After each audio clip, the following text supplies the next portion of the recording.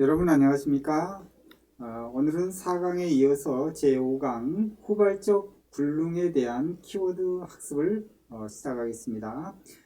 공인중개사 핵심 문법 키워드 총 100개 중에서 5번째 후발적 불능에 대해서 학습을 해보도록 하겠습니다.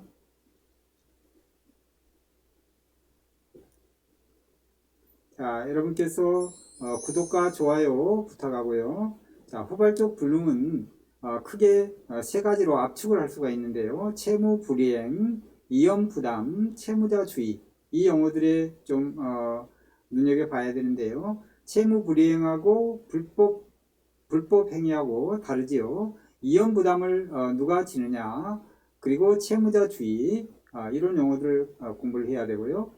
자, 그 다음에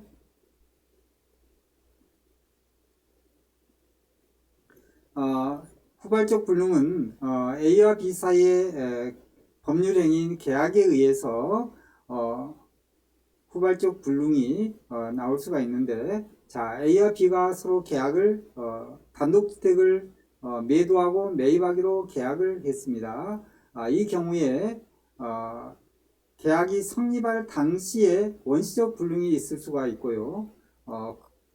그리고 계약이 성립한 이후에 이행 불능이 되는 경우도 있죠. 자, 원시적 불능인 경우에 계약 체결상 과실 책임이 발생할 수 있고, 그리고 이행 불능인 경우에는 채무자 기책 사유가 있을 수 있습니다. 채권자가 책임이 있는지 채무자가 있는지 이 부분을 확인해야 되고요. 거기에 따라서 이행 불능이 되면 손해배상 책임이 손해배상 책임을 가질 수가 있고, 그리고 그 계약을 해제를 할 수가 있습니다. 자, 그러면 먼저 압축한 이 단어 채무불이행, 여기에 대해서 다시 풀이를 하면 후발적 불능은 A와 B 사이에 서로 계약을 했을 때 채무자의 기책 사유가, 만약에 A가 채무자고 B가 채권자다 그러면 이 채무자의 기책 사유가 있는 경우, 채무자의 책임이 있는 경우, 그렇지 않은 경우가 있는데, 채무자의 귀책이란 말은 책임이 돌아온다는 얘기인데, 채무자에게 책임이 돌아오는 사유가 발생했을 때 이때는 B가 A에게 채무 불이행으로 인한 손해배상 책임을 추궁할 수가 있습니다. 그리고 A는 그로 인해서 채무 불이행으로 인한 손해배상 책임을 져야 되는 겁니다. B는 A에게 해제를 할 수가 있습니다. 그 요건을 갖춘다 그러면, 자, 이게 채무 불이행이고, 그 다음에 이연 부담은 채무자의 기책 사유가 없는 경우가 있습니다. 자, A와 B가 계약을 했습니다. 그러면 그 계약 성립한 이후에 이 단독주택이 만약에 소실이 됐다, 즉 화재로 인해서 불이 났다 하면 A와 B가 계약을 해서 성립이 됐습니다. 의사가 합치됐습니다. 그런데 그 이후로 계약금 지불했습니다. B는 A에게.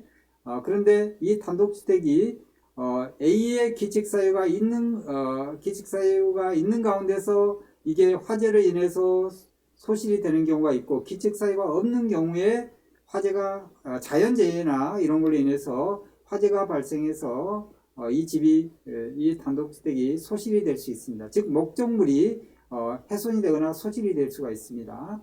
자, 이때 A와 B가 계약을 할 때 그 성립 당시에, 그러니까 성립 전에 이미 이 건물이 없는 데 있다고 거짓으로 하거나, 아니면 그 전에 이미 이게 소실이 돼서 아예 없는 경우에 A에게 여러 가지 부동산이 있는데 이게 B고 또 A라는 부동산이 있었어요. 그런데 이 A라는 그 매도자는 A라는 부동산이 수도권에 있고 B라는 부동산이 지방에 있어서 이 관리를 안 해서 그 사이에 만약 이게 소실이 되고 없다, 그러는 경우에 그 사실을 알지 못하고 A가 큰 과실로 인해서 B하고 계약을 했다. 그러면 이미 이 물건은 없는 건데 계약을 했죠. 그렇기 때문에 이것은 원시적인 불능에 해당되는 것입니다. 원시적 불능. 자, 이때 원시적 불능은 A라는 이 매도자에 뭘 요구하냐 하면 선의가 돼야 됩니다. 이걸 알지 못해야 되는 거고요. 이런 사실을 이게 멸시된 거 몰랐던 겁니다. 선의 또는 무과실을 A가 나중에 증명해야 되는데 이런 경우에 A가 이걸 증명을 한다 그러면 원시적 불능이 해당되기 때문에 이 A와 B 사이의 계약은 무효가 되는 것입니다. 무효가 되는 겁니다. 그래서 A와 B는 각자 서로 책임이 없다. 그 얘기입니다. 원시적 불능인 경우에. 그렇지만 안전하게 책임이 없는 경우는 바로 선의와 무과실인 경우는 책임이 없습니다. 그렇지만 선의 무과실의 반대는 악의입니다. 악의. 알았다는 얘기입니다. 이 사실을 알고 계약을 했다. 그러면 A가 큰 잘못을 한 거죠. A에게 책임이 있는 거죠. 그걸 바로 악이라고 합니다. 악의는 악한 사람을 말한 게 아니라 그 사실을 몰랐던 겁니다. 또는 악의 또는 과실이 있는 경우입니다. 이때는 또는입니다. 아까 선의 무과실은 그리고입니다. and입니다. 여기는 and고 여기는 또는입니다. 또는 과실이 있어서 알 수 있었는데 게을리해서 알지 못했다. 그렇게 되면 A에게 책임이 있는 거죠. 그러면 B는 A가 A의 말을 믿고 계약을 했는데 신뢰를 했습니다. 그 신뢰 이익만큼 A가 배상을 해야 되는 손해배상을 청구할 수 있습니다. 신뢰 이익만큼 배상을 해야 된다. 이 범위가 주어진 겁니다. 그걸 바로 계약 체결상의 과실 책임을 A가 지게 된다 이 얘기입니다. 자, 그래서 이것을 원시적 불능으로 완전히 무효가 되는 케이스가 있고 악이나 과실이 있는 경우에 A에게 매도자에게 계약 체결상의 과실 책임을 신뢰이익 배상의 범위 내에서 A가 해야 된다 그 얘기입니다. 이걸 잘 기억하셔야 됩니다. 자, 그러면 후발적 불능은 뭐냐? A와 B의 계약이 성립했습니다. 그리고 계약금도 A에게 줬습니다. A는 계약금을 수수했습니다.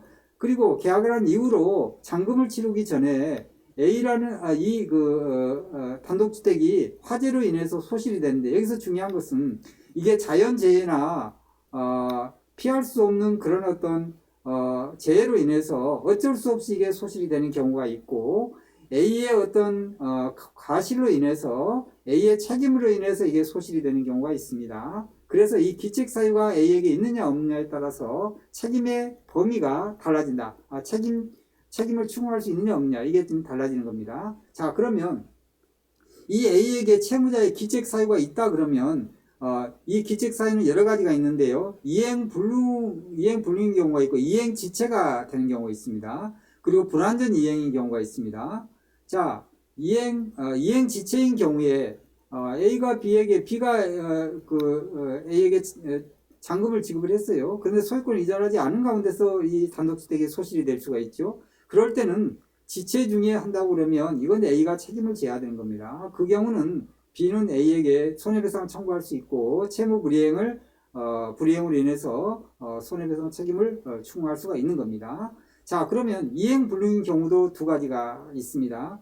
이행을 불능인 경우에 이때 A가 A에게 어떤 선이나 또는 무과실이 있느냐 그리고 악의가 있느냐 거기에 따라 좀 다릅니다. 만약에 이행불능이 A의 어떤 과실이 없이 A가 선의인 경우에 그런 경우에 만약 이게 또 과실이 없는 경우에 이 단독주택이 소실이 됐다. 그러면 이제 어떻게 되느냐? A의 책임이 없는 가운데 이게 소실이 되는 경우에는 이혼 부담이 발생하는 겁니다. 그때는 B가 A에게 만약에 잔금을 줬다 그러면 어떻게 해야 되냐면 B는 A에게 다시 이 잔금을 반환을 청구할 수 있습니다. 이때는 A가 부당이득 반환 청구가 가능합니다.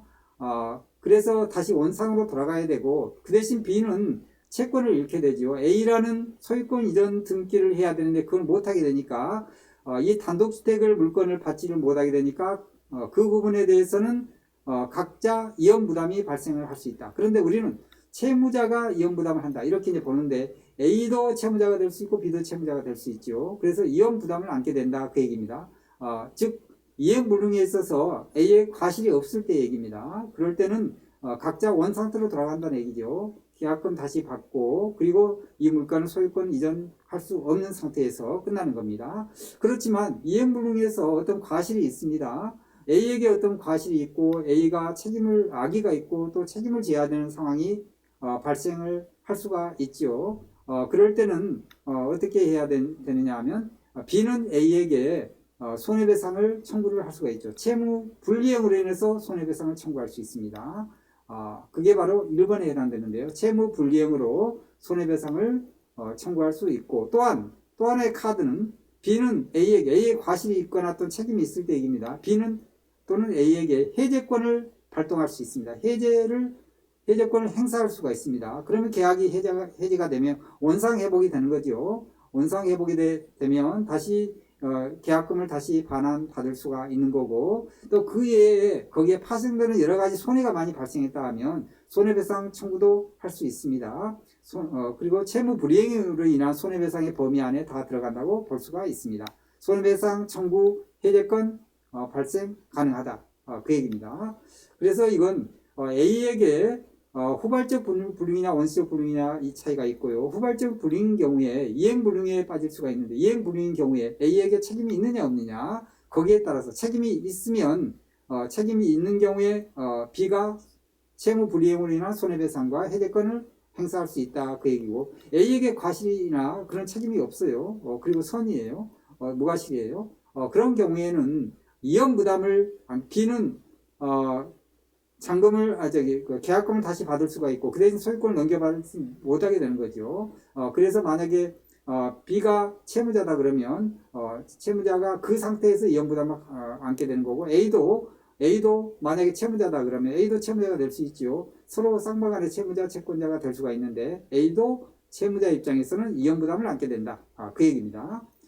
다시 정리하게 되면 귀책 사유가 누구에게 있느냐 없느냐에 따라서 후발적 불능에 책임을 져야 되는지 지지 않고 이게 후발적 불능에서 책임을 면할 수 있는지, 이런 부분이 결정이 된다 그 얘기입니다. 쌍무계약에 흔히 일어날 쌍무계약에서 발생할 수 있는 그런 내용이라고 볼 수 있습니다. 자, 오늘 후발적 불능에 대해서 여러분 경청하느라고 고생 많이 했습니다. 감사합니다.